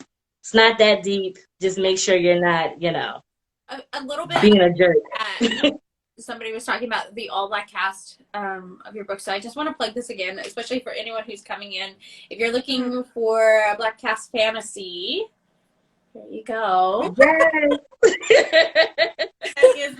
Yes, definitely pick it up. Also, there was a question. Are there any stories in which there shouldn't be diversity? I feel like that's really hard. I think it just... Because I feel like any story you write is going to have different people that you run into. Like, I of a society that you run into where you wouldn't see someone who's black, where you wouldn't see someone who's Asian, where you wouldn't see someone in a wheelchair, where you wouldn't see someone with, well, especially if you're like a writer, Downton Abbey, like on the time in the era that's going to be. I think it could be done. I just don't know. Right. That's what I was going to say. If it's like really like a historical take on something, it may be restricted in regards of racial and ethnic backgrounds. Like if you're, an Outlander and you're in Scotland somewhere, you may not see anybody look like me. But unless you, or if you do, you're gonna. Oh, sorry. Unless you're gonna change it to put in like a fantasy type world like Bridgerton is. I think you could tell me if I'm wrong or not, but I feel like you just make sure that you're doing it like justice. Don't try to like rewrite it so that it changes or gives like a different, history lesson or whatever. You know, Right. Yeah. Like, I will say, Yeah. like, someone who reads a lot of historical books, that's the one thing, and it's like I said to Tiana, that's something I really like. I like when when writers don't shy away from the truth of history, because I think it's so important that even though it's hard to read, it's so important to remember that this was a very real thing, and and some of it continues to be a real thing. I think that's just really important. It's just about doing it, I feel like, respectfully, Right. like Yeah. don't romanticize it. Yeah. Like Please don't not to romanticize say it. that you can't, change the world so that it's like a, alternate universe, like, Bridgerton is or whatever. Mm-hmm. Yeah, I mean, like, definitely, like, I mean, that was always It definitely has to be done. But I think that was like the well, there knee-jerk was response controversy to that in the UK question. about King Arthur not having racial diversity. Was that a movie? I never saw that. I think it's a show that he's referencing. Oh, okay. Mm-hmm. And I have not seen that. I haven't seen it either. I think it depends on the take that they took of it. So, for example, if they're going, like how we just discussed, they're going like super historical, and they're sticking to the history of it and not immersing themselves in any kind of fantasy, like The Witcher or Bridgerton or things like that. Then I would say that then that's okay. I guess in that sense, there are stories sometimes that don't necessarily have the racial and ethnic diversity that people may be looking for. That doesn't mean they couldn't have other diversity, which is, again, disabilities, mental health, all kind of things. Which I will say, like, because Downton Abbey came up, they did not shy away from those kinds of storylines. Like, there was a gay man downstairs, and they really talked about how it was at that time to be gay and how dangerous it was to come out and be known for being gay. They had someone come in with PTSD. Like, they covered so many things. So even though we weren't necessarily seeing Black characters, later we saw so many different things, like women and how women shouldn't enjoy sex or be having sex outside of marriage and how bad that is. Like they didn't shy away from that subject. Right. Well, later the timeline. Wasn't there like the jazz era? We did see people. Yeah, we did see a Black character, and we did see how upsetting it was to see an upper class woman dating romance. Romance with him and stuff like that. And even he was like, "You can't do this." Like at the end of it all, no, obviously, be done. So it does do it, but it's like you said, like when you watch it, you feel like you're in history, and it definitely and it was done, in my opinion, like respectfully and in a way that, it's like, this was such a crappy time in history for everybody. Terrifying. Perfect. Here, I don't think that there is a time period that we shouldn't be diverse. Like, I think. You can definitely do it. And I feel like it's like Katrina said, shows and even in historical things, like it's just what you're covering might be a little bit different than, say, having this broadcast of colors and right. How have you found the actual business of being an author? You seem to be awesome at marketing. This is at you, Katrina. Thank you. The business part of it is really hard.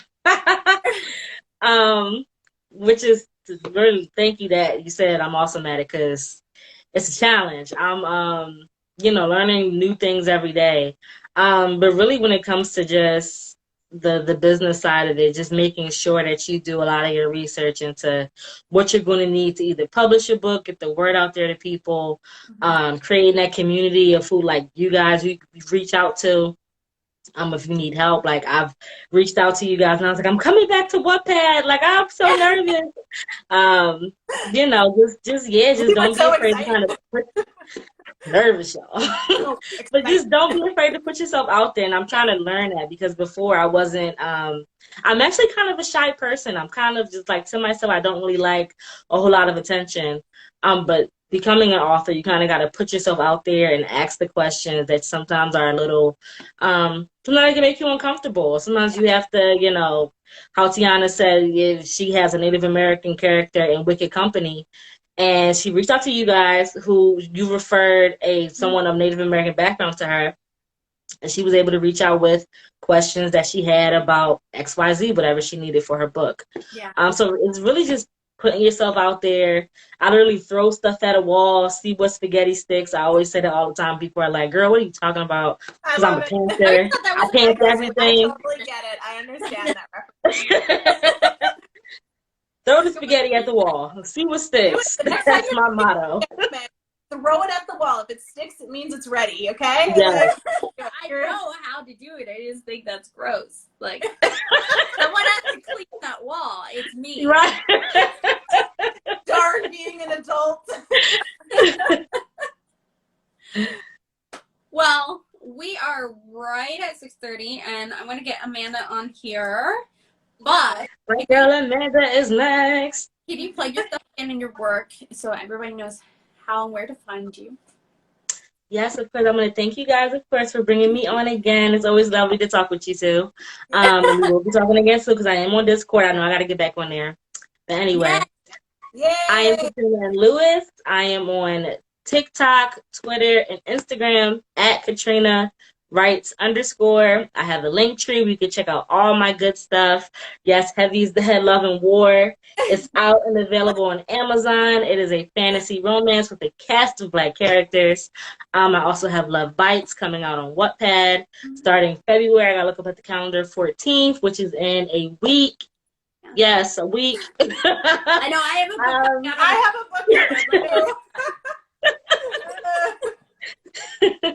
And yeah, no, this was great. Thank you guys for having me. Hey, before you go, real fast, you do have, there's this version here, but you do have another version out that is exclusive to Nerdy Box. Is that right? Yes, it was Nerdy Book Box. I sold out. It was amazing. Yeah, it was like this beautiful purple cover. On that. I saw Yes, that was. So Please proud. follow Nerdy Book Box if you're not, because they're amazing. Like, literally made the start of my year so super exciting. And also, Elle, you were right. I do beta read, and I offer sensitivity reading. So you were right. So you can also check me out on Fiverr. Find me at Katrina Reads. Well, as long as we can still be friends over that. We're still friends.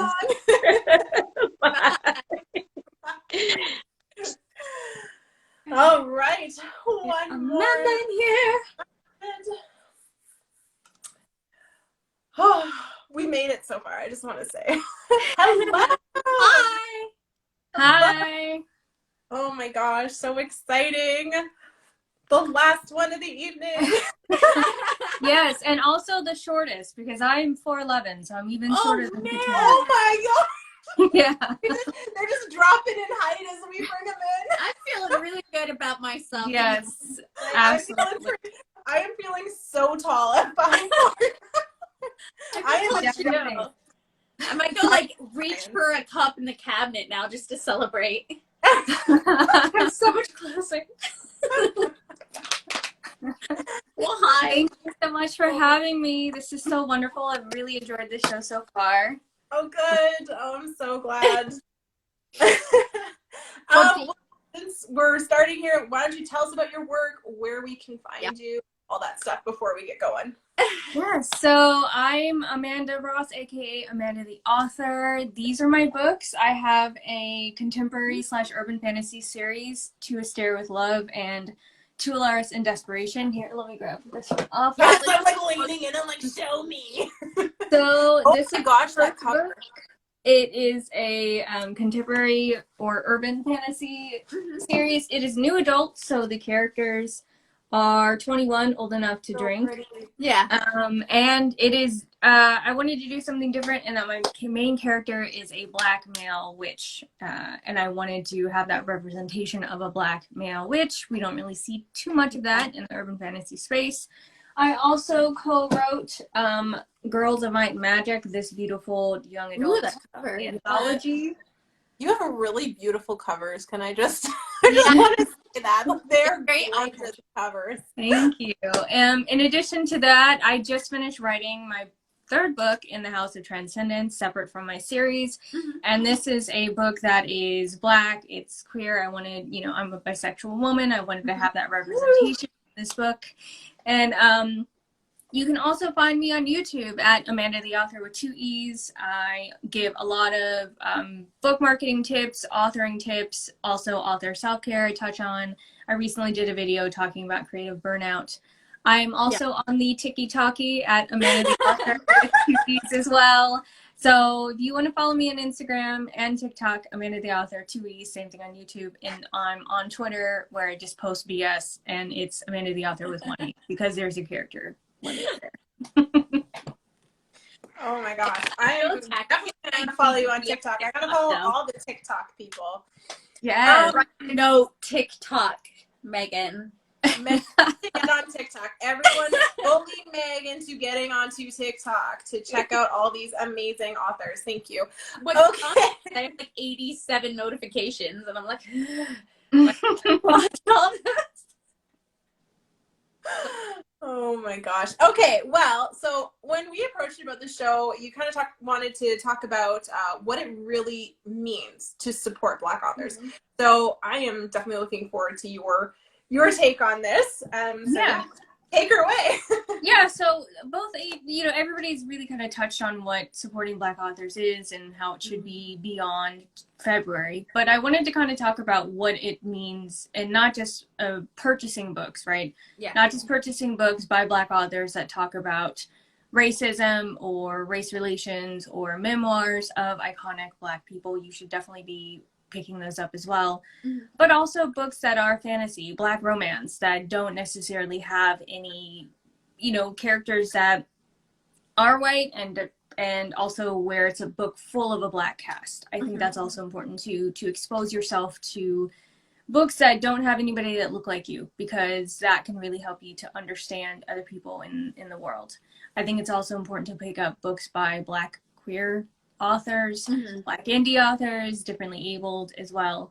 And in addition to buying these books, also leave reviews. Also, we did talk about the reviews are so important. I don't think people know that. They buy the book, but they never have a review.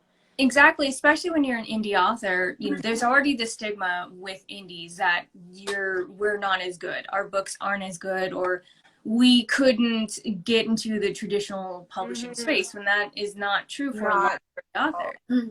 Right. I feel like there's so many books I've read by indie authors that are actually better than ones that are traditionally published, to be honest. True tea, yeah. And so I think it's important to leave reviews, especially when you're reading indie books. Talk about it with your friends. Share the books with other people. You might like this, you might whatever. Are you on Goodreads? Because that is a good platform for people. Yeah. So you can find my books on Goodreads. I'm also on Storygraph as well. Okay. And I think it's also important to reach out to the author if you can and say, hey, this is so good. I really enjoyed your work. Yeah. Keep up with these authors that you enjoy reading. And if you have any kind of review platform, any kind of platform like this, right? Like which all are Bless you. Bless you. I'm sorry. Highlighting authors. And I think it's just important to be continually talking about these books and, doing what you can to really support them. See if you can lobby to get these books in your local libraries as well. I actually had a reader that did that with one of my books, and it's at, I think, her library in Baltimore, I want to say. And that was 2020, but I think it's like doing those little things that you can really help, especially indie authors. I do want to say that Katrina just said that Storygraph is also Black owned. That's also true. Yes. Yeah. And I mean, sorry, I had a sneezing fit. I'm so sorry, you guys. It out of nowhere. Just happened. I had a thought and then I started sneezing and it went out of my head. Cleared your brain. Just cleared everything right out. Well, let me just ask, how has your experience being a Black author shaped you and your writing journey? Right. So it's been an up and down ride, because I've published this first book, To A Stare With Love, in June 2020. So right around all of the protests, and we were kind of settling into all of these pandemic procedures and all this stuff. And so that was definitely an interesting time to be publishing, right? Because you're publishing in a pandemic. There's all this social unrest with people protesting. And my book is heavily allegorical, where my main character is a Black witch and he's fighting against an oppressive society where vampires are kind of ruling. There's a vampire president who doesn't like witches and all that. So good. that is, I'm like really into this. it definitely shaped the experience. And I think it's also, when you write fantasy, there's kind of this expectation of what fantasy is going to be, that there can only be certain kinds of people that will have adventures. That's also why I wanted to make my main character for the series specifically a Black man, because they should get to have those adventures too. They shouldn't just be in stories where they're, you know, about being stereotypical, right? Like, we should be having people have adventures and fighting monsters and all this stuff. Yeah. It's also been, I think there's been a realization with a lot of people where it's, when did you start writing more diverse books? And I think that growing up, it was, oh, I never really saw fantasy with Black characters. Right. You know, so that's definitely, sorry. Buddy, you're realizing the importance that a book about Black man witch, why is he a witch? Not, for example, a wizard. Well, that's a good question. Basically, just the way that I wrote it is everybody's a witch. I didn't want to use like a gendered terminology where you have women are witches and men are wizards. I just wanted it to be witch across the board, and the powers are elemental. Can I just say that I really like that, because as bisexual myself, I find that a lot of books, without realizing it, are very like gendered and like masculine or feminine and traditional like that. So I like that I'm gonna buy your book. I like that it's just witch across the board. Yeah, and I think, you know, for fantasy too, writing fantasy as a Black author has been very interesting, because I've had people leave reviews saying this wasn't believable. And it's kind of like, well, really, girl, it's fantasy. There's vampires. There's a vampire president. What do you mean it's not believable? And so I think it's just wanting people to understand that there's different viewpoints, and understand that, you know, if you are not from this culture, if you didn't grow up in this certain way, you might not understand this viewpoint, but that's okay, you know? Thank you. So Basil is going to pick up your book too. I just want to read this back for anyone who's watching this on YouTube. Basil asked, the book is about a Black male witch. Why is he a witch and not, for example, a wizard? Just in case nobody picked that up. That was the question about why, like, the witch. Yeah. No, I was just reading it for the. I was like, maybe we should turn back and say what that was about. So the first book someone just wrote, the first book is amazing. I loved the news articles and the stories. Okay, there's news articles?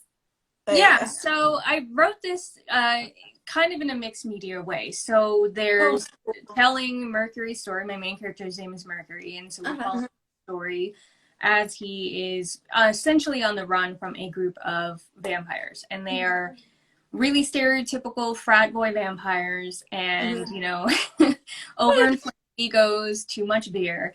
And in addition to following his story and his friend's story, I wanted to world build with news articles. So there's news articles told from the perspective of a witch writer, and then from a writer who's like a vampire sympathizer. And they are establishing the world, and also, you know, talking about all these different opinions and different viewpoints on what is happening with Mercury, what is happening with the vampire president, and there's a witches council and the things that they are doing. Really kind of my take on a, you know, Fox News and I don't want to say MSNBC, but kind of a leaning news organization. Okay, that's really cool. I'm sorry, that's what I was doing. Yeah, I knew. I could tell. I was like, he is going on Amazon and buying this book. Like right now. Do it. Thank you. Yeah, I mean, we still have some time here, so I feel like I just want to ask, like, is there anything else that you think is important in creating like a Black cast? If someone was wanting to do that, especially if it's someone who maybe like isn't Black themselves, but they want to touch on that. Because I know a lot of people I talk to who come to me, they always say they're worried about doing it. Like they're scared a little bit that they're going to do something wrong and really offensive, you know, which is Yeah. a favorite thing. But, you know, I mean, what advice would you give them? Yeah, so I think kind of to the point when the person asked about a character like Cardi B, kind of adding to that and then also addressing this question is to make sure that your characters are fully fleshed out. Mm-hmm. Cardi B is not just one-dimensional. She's not just somebody who has this really unique accent and who's really, you know, she's from New York, she's a New Yorker, she's fast-talking. That she's also really goofy. She also is really into politics. She has a very So unique really point. smart. If you've ever Exactly. like an interview. Exactly. And she's a fashionista and she's a mom. And so it's important to make your characters more than just the thing that makes them, that would make them a stereotype, you know, fast talking New York Black woman. You know, if you're worried about creating Black characters, I would sit down and really think about, you know, okay, this character is Black. Why am I making them Black? Am I doing it for diversity points or am I doing it because I genuinely want to put out this point of view? Yeah. And then I would make sure that you do have sensitivity readers, make sure you have beta readers, and really genuinely listen to the things that they are saying. Because if they are telling you that your representation is harmful, then try not to take it personal and just make the edits. You know, you know, in my book that I recently wrote, my main character is plus size. I'm not. And so I have had readers so far kind of tell me, hey, this might need to be addressed. Mm-hmm. And I kind of knew that going in, and that's one of the things I am purposefully looking for, is I want to make sure that the representation I'm providing is honest and is correct, and not just, oh, I'm only doing this because I want, like, to score points or something. Right. Yeah. People are people. Make sure your characters are well-rounded, which you should be, you know, hopefully doing anyway, and have fun. Have fun exploring new identities and creating new diverse characters, and, you know, befriend Black authors. It's also important too. Hello. Yeah. Yeah. Every time you're talking, I always have like these thoughts, and then you stop talking, and I'm like just mesmerized by everything you said. That everything goes out of my brain. Now I'm trying to think what I was going to say. This is like the theme of talking with you. Oh, I was gonna say yes. About like not taking offense to what people say. I think that's really important as authors to always remember that, like, especially like because people come to me sometimes and they're like, can you just read and make sure that, you know, I haven't put anything that's offensive in here? And I get a little bit nervous because sometimes whenever I have given feedback that's like, you know what, like I would maybe change this to this, you know, people do get a little bit offended. Like, and it's, you know, and it's important to remember that, like, we're all here to help, you know. We're not here to hurt. We're here to help you grow and learn, and that's any time of the year, by the way, you guys, not just February. Right. So, and, you know, yeah. And that's one of the advantages that you can have when you start reading works by Black authors. You can actually start to understand what is good representation, what are these authors, how are they creating their characters, how are they writing these characters from an authentic place, because they themselves are Black. And that can help you in your own writing. If you are wanting to eventually write with Black characters, if you're wanting to eventually write bisexual characters, right? Read stuff by Black or bisexual authors.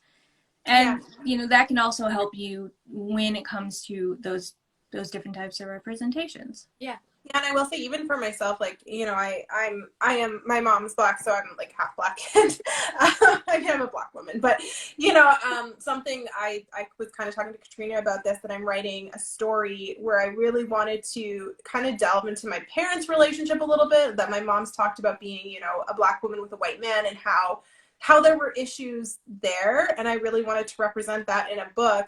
But there are things that I know I'm gonna have to ask questions about, like, you know, I really want to have, you know, my character having that like authentic black hair, but I don't have that. So, you know, I know I'll be reaching out to people and being like, hey, like, how do I write this? What's realistic? So, you know, it's okay to reach out, even if you are, you know, of that, you know, race. If there are things that maybe aren't a part of your life, it's okay to reach out and ask other people. You know, I really want to say that, you know, always ask the questions and never be afraid to ask the questions, because more times than not, people want to help you. So yeah, and it's important to remember people are not a monolith. Black people are not a monolith. yeah, Our queer community is not a monolith. And so even some, you know, I'm California born and raised, and you could probably hear it in the way I talk. It's kind of surferish. No. But I definitely was thinking SoCal the whole time. but you know, I lived in Atlanta for a little bit, and so I was able to kind of get that Southern kind of sensibility and understand that. And now I'm back in California. But my experience growing up in California is vastly different from people who lived in the South, in New York and whatnot. And so even as a Black author, you know, Katrina's in Philly. If I'm writing a story in Philly, I know who to go to. Like, I'm not just going to make Yeah. you know. So I think it's even us. It's important to understand that even us as Black authors are reaching out to other people. Hey, what is your experience? And we're doing our research and whatnot. So it's not. I don't want people to have this big cloud over their head of like, oh, I am, as a white writer, have to research. Nobody else is researching. Everybody's researching. It's part of the author process. Don't feel uncomfortable. You know, don't just walk up to a person on the street and ask about what they're doing. But, you know, don't feel weird.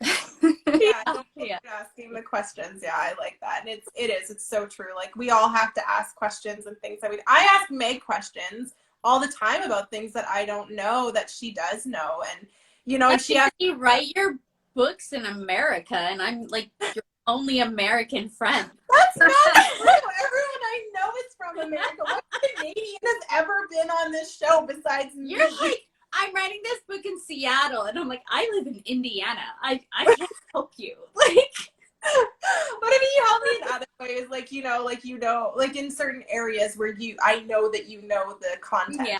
I will ask you, because that's what we're all here for, is for asking the questions and getting the answers and making sure we're representing everybody properly, you know? So Exactly.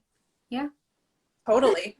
Well, we are unfortunately running low on time here. I wish we I had got mesmerized twice by you, and I'm literally just like, you know, losing my right. Once again, maybe can you just quickly plug yourself and tell us where to find your work and all that stuff? Yeah. Show your beautiful covers again, please, because I love them. So Sure. So we have To a Stare with Love and its sequel, To Alaris and Desperation. You can find these on Amazon. You can find them on Bookshop. You can find them through the Melanin Library, which, if you haven't heard, it's a great resource to find Black authors. There's also Girls of Mind Magic, which is a young adult anthology. This is also on Amazon. You can also find me on YouTube, Instagram, and TikTok at Amanda the Author with 2 E's, and on Twitter with Amanda the Author with 1 E. In addition to all of the great authoring tips and author self-care I give on my YouTube channel, I do a bi-monthly show called Lit Bitches with Katrina and another author named Kyla. Yeah. And we should be having another show out soon, and we just sit and kiki about all things lit and literary, as I said. So if you want to join and kick it with us, then that would be wonderful. I just want to say that I do want to kick it with you. I see your advertisements for the show, and I love that name so much. Like, thank you. Yes, yeah, we're lit. So come on. I love it. Well, thank you so much for coming on and everything. We really appreciate it. Thank you. Thanks for having me. Bye. Bye. Oh my gosh. Well, I honestly can't believe that was 2 hours. It feels like, I know. 5 seconds. But I know. It went by so fast, and it went so amazing. And oh, hi. That's me. I do that. Yeah, this was such an amazing show, and I can already see there was a comment saying that this was such a great show. And yes, it really, really was a great show. I am so glad that we powered through this. It was so good. I just want to say thank you again to all the authors that came on here and gave us time. Adrian, who rushed, just to be here. Like, we're so grateful for every single person who ever takes even 5 minutes to be on our show. We're so grateful for your time. So thank you so much to Adrian, Tiana, Katrina, and Amanda for giving us some time. As you probably noticed, we did not post for questions this week. And the whole reason is that we really wanted this show to be about listening more than, us, talking all the time. And I know people might say, oh, that sounds weird because Elle's Black. But, I'm on this show every single Sunday. So you get to hear my voice every Sunday. So I wanted to give space for everyone's voice today. So, oh, thanks, Katrina. You She always says out, such Elle. nice stuff about us. I think I went out again, didn't I? Your Wi-Fi is bad tonight. No, it's so bad. Sorry. Anyway, but yeah, so thank you. Yeah, so next week, it's Valentine's Day on Monday. Yes, it is Valentine's Day this week. We're gonna be talking about something a little bit related. It's gonna be sex and writing it. This is our second show on writing sex. You can go and watch our other one. This will be the follow-up. It's standalone. You can watch it on its own too. But yeah, we thought 'tis the season, right? To be writing spice. Also, just a reminder, we are a podcast now. So if you have Spotify, Apple, or Google Podcasts, you can find us on So You Wanna podcast. We do have a devoted Instagram for the show now. It's soyouwanna.write. And you can go and follow that, and you can get all the information for the podcast there. There's a card up at the top that is a link tree. It takes you to all our information. Mm-hmm. Definitely. All right. Well, with that, I think that we've gone long enough for you guys. So hopefully we'll see you all next week. And again, thank you to our guests. Thank you. Thank you so much. Thank you to everyone who stayed for the full 2 hours, everyone who popped in, everyone who's going to be watching this on YouTube when it gets uploaded. We swear, you guys, the YouTubes are getting uploaded. There's a bit of an issue with YouTube and uploads right now. So Meg is doing as many as she can at a time as she can. So just stay tuned to our YouTube page. You will see more popping up. But anyway, next week, sex, same time, same place. Writing sex. All right, goodbye.